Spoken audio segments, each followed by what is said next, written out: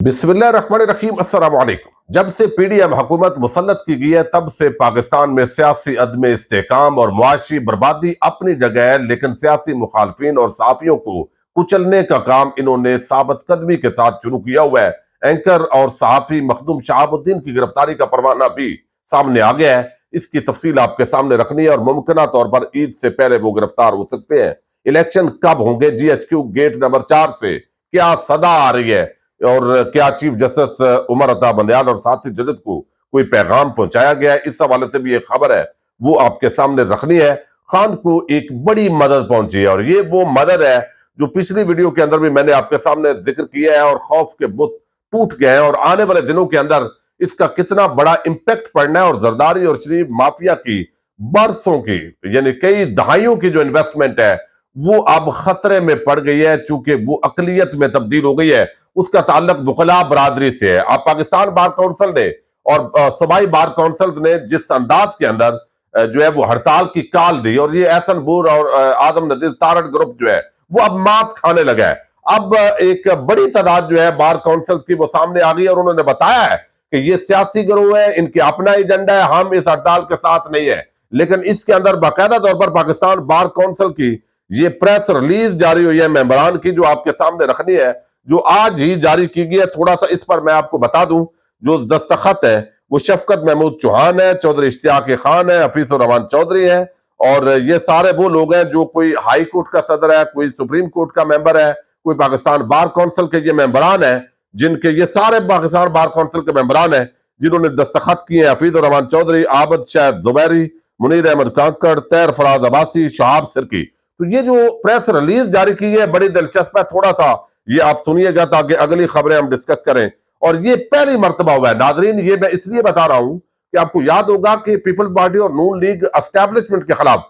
मसनूई जंग लड़ते थे। आसमा जहांगीर फाउंडेशन बड़े प्रोग्राम ऑर्गेनाइज करती थी और उस दौरान भी बातें होती थी। तो वकला बरादरी जो है वो उस वक्त जो है वो बिल्कुल एक पेज पर होती थी या इस तरह की आवाजें नहीं उठती थी। अब तहरीक इंसाफ और इमरान खान की मकबूलियत, पीडीएम हुकूमत की आइन शिकनी, एस्टैब्लिशमेंट का उनके साथ खड़े होना और इन वकला का मुखालफ सिमत के अंदर खड़े होना, ये बहुत मानी खेज है। अब इस पूरे मामले के अंदर वो कहते हैं कि ये जो सुप्रीम कोर्ट बार एसोसिएशन के कुछ मेंबरान की तरफ से नुमाइंदा कॉन्फ्रेंस के मुश्तरका अलामिया की शदीद मजम्मत करते हैं, यानी कुछ दो चार मेंबर जो है वो उन्होंने तोड़े थे और उन्होंने अपने तौर पर वो जारी किया था।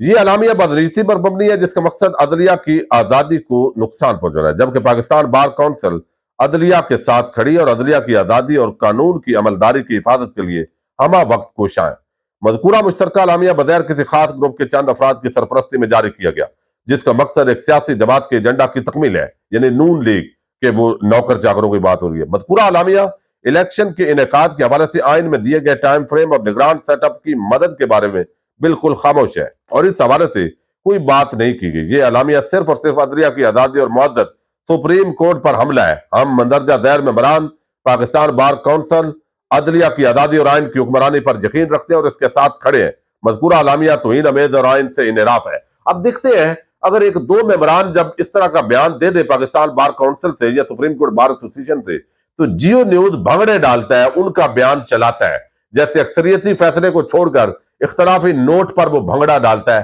तो अब ये तो बहुत सारे मेंबरान सामने आ गए, बल्कि अक्सरियत सामने आ रही है और देखते हैं इसमें कोई जियो न्यूज ने भंगड़ा नहीं डाला, कोई हेडलाइन नहीं चलाई। ये बड़ी हैरत की बात है। अब उन्होंने कहा जी नाम नेहाद नुमाइंदा कॉन्फ्रेंस के शुरका ने मुअद्दत सुप्रीम कोर्ट के प्रैक्टिस और प्रोसीजर बिल 2023 के हवाले से हमला किया, जो कल वकला की कॉन्फ्रेंस हुई है उस पर बात कर रहे हैं, जो कि अदलिया की आजादी और आइन की बालादस्ती और कानून की अमलदारी के असूलों के खिलाफ है। पाकिस्तान बार काउंसिल के 23 मेंबरान में से सिर्फ 8 मेंबर पाकिस्तान बार काउंसिल और 150 सूबाई बार काउंसिल में से सिर्फ 18 सूबाई बार काउंसिल के मेंबरान ने इसमें शिरकत की है। लिहाजा ना तो ये कोई नुमाइंदगी थी और ना ही वकला बरादरी की नुमाइंदगी को ज़ैर करता है। हम तमाम मेंबरान Pakistan bar council, supreme court bar association, Lahore high court bar association, मुत्तफिका तौर पर आल पाकिस्तान नुमाइंदा वकला कन्वेंशन मुनक्कदा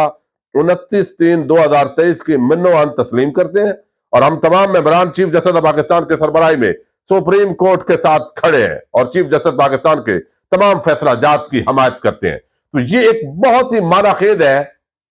چند لوگوں نے ایک کانفرنس کی اور کہا گیا کہ یہ پاکستان بار کونسل ہے، اور میڈیا نے بھی وہی کل سے ڈنڈورا پیٹا ہوا ہے، لیکن انہوں نے کہا جی یہ اکثریت ہم ہے، لہذا ان کی اقلیت کی، اور یہ آدم تارڑ ہو یا یہ بھون گروپ ہو، ان کی کوئی حیثیت نہیں ہے، صرف یہ زرداریوں اور شریفوں کے جو ہے وہ کاسا لیس ہے۔ یہ پیغام دیا گیا، یہ بہت بڑا میں سمجھتا ہوں عمران خان کی مدد ہے، اور چیف جسٹس عمر عطا بندیال اور عدلیہ کی بھی اس موقع پر بڑی مدد ہے، اور ان کی بڑی آواز ہوتی ہے۔ اب الیکشن کب ہوں گے، جی ایچ کیو اس حوالے سے کیا سوچ رہا ہے، تو اس کے لیے ہمیں ضروری ہوتا ہے کہ کوئی نہ کوئی جی ایچ کیو کا جو بندہ سمجھا جاتا ہے اسی کی بات کو سمجھنے کی کوشش کریں۔ ایک بات بڑی عام ہے جو اس وقت بہت سارے متعدد ذرائع وہ باخبر ذکر کرتے ہیں کہ اسٹیبلشمنٹ بھی سمجھتی ہے کہ الیکشن ایک ہی مرتبہ ہوں،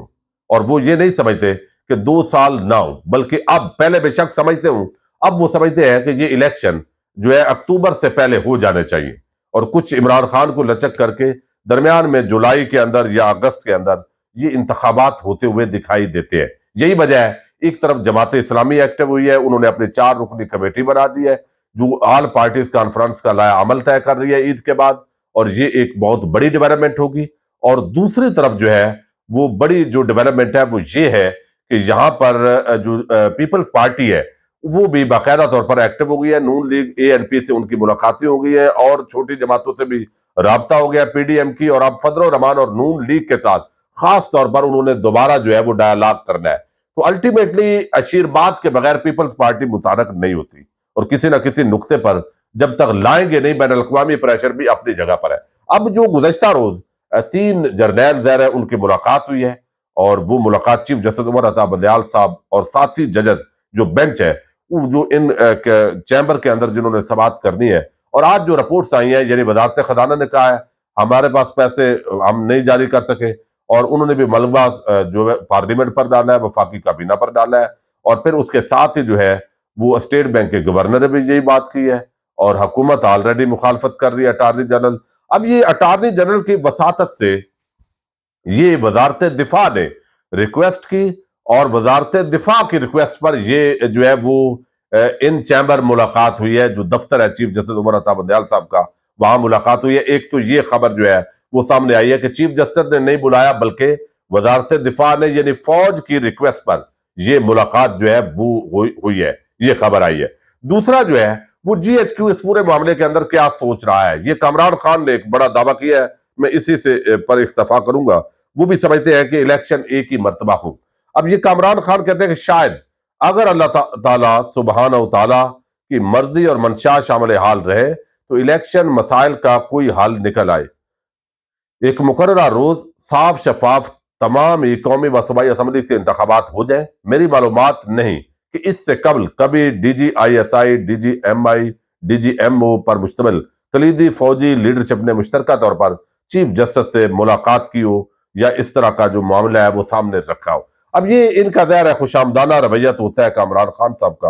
اور وہ پیار محبت بہت کرتے ہیں اسٹیبلشمنٹ کے ساتھ، اور باقی چیزیں جو ہے وہ اپنی جگہ ہے، لیکن یہ بات ضرور ہے کہ بہت سارے جو ذرائع ہیں وہ یہ بتا رہے ہیں کہ اسٹیبلشمنٹ بھی اب اس کوششوں کے اندر لگ گئی ہے کہ یہ ایک ہی مرتبہ انتخابات ہو جائے، لیکن نون لیگ کی فرمائش ہے کہ نواز شریف واپس آئے، نواز شریف کے کیسز معاف ہوں، اور پھر جو ہے وہ جلسوں میں تقریریں کریں، ان کی سزا ختم ہو تو پھر الیکشن ہو۔ یہ اصل معاملہ یہاں پہ پھنسا ہوا ہے، تو اب نون لیگ کو بتانا پڑے گا کہ آپ جو ہے اچھے بچے بن جائیں۔ فضل الرحمان کو یہ ہے کہ ان کی سیاست جو ہے وہ کے پی کے میں ختم ہو گئی ہے، اب وہ بالکل جیسے دیس نکالا ہو جاتا ہے، تو وہ بھی نہ گھر کے ہیں نہ باہر کے ہیں، تو وہ بھی کہتے ہیں کہ الیکشن نہیں ہونا چاہیے، یعنی وہ سمجھ رہے ہیں جیسے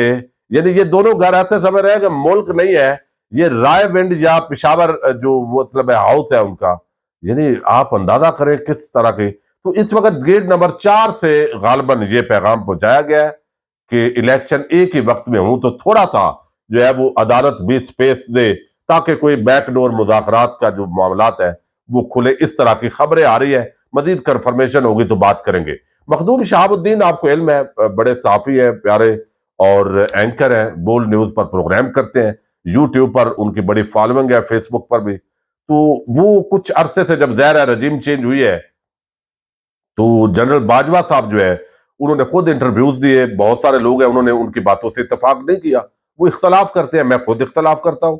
تو اسی طرح اور جو اسٹیبلشمنٹ کی پالیسیز ہے ان پر لوگوں نے تنقید کی ہے، اور انہوں نے زرداری اور نواز شریف اور پی ڈی ایم کو فرشتہ تسلیم نہیں کیا، ولی اللہ تسلیم نہیں کیا۔ وہ آج بھی میری طرح کرپٹ چور اور ڈاکو سمجھتے ہیں ان کو، کیونکہ ان کا کوئی ثبوت نہیں آیا، اور جس طرح ان کو بٹھایا گیا ہے یقیناً اس کے اندر پورے معاملے کے اندر گڑبڑ ہے، لیکن بغیر تو تحریک عدم اعتماد ایک لیگل فورم استعمال کیا گیا ہے۔ اب جو ہے وہ صدیق جان ہوں، عمران ریاض خان ہوں، اس سے پہلے